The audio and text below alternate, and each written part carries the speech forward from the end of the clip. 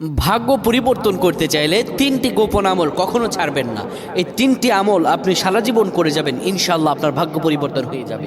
যারা নিজেদের ভাগ্য কোনোভাবে পরিবর্তন করতে পারছেন না, একের পর এক বিপদ, বিপদের উপরে বিপদ, কোনো কিছু পূরণ হচ্ছে না, মনের আশা দোয়া কোনো কিছু কবুল হচ্ছে না, চাইলেও বিয়ে করতে পারতেছেন না, আপনারা এই আমলটি করবেন, ইনশাআল্লাহ আল্লাহ তাআলা সব দোয়া কবুল করে দিবেন।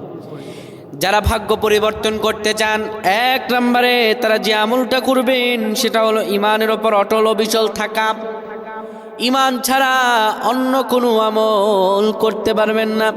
ইমান যার নাই তার কোনো আমল আল্লাহর দরবার কবুল হবে না। এক নম্বর ইমানের উপর অটল অবিচল থাকা। দুই নম্বরে আল্লাহর আনুগত্য করা, আতি আল্লাহ, আল্লাহর আনুগত্য, আতিউর রাসূল, এবং রাসূলের আনুগত্য করতে হবে। তিন নম্বরে দোয়া করা, গোপনে দোয়া করবেন, মানুষের সামনে। অনেকে আমরা আছি মানুষের দেখানোর জন্য দোয়া করি। রাসূলুল্লাহ সাল্লাল্লাহু আলাইহি ওয়াসাল্লাম বলেন, কোনো একটা ছোট্ট আমলও যদি মানুষকে দেখানোর জন্য কেউ করে, ওই ছোট্ট আমলটি তার জন্য বড় বিপদের কারণ হয়ে যাবে। ওই ছোট্ট আমলটি তার জন্য শিরকিয়াত হয়ে যাবে। এই ছোট্ট আমলটা শিরক হিসাবে হয়ে যাবে।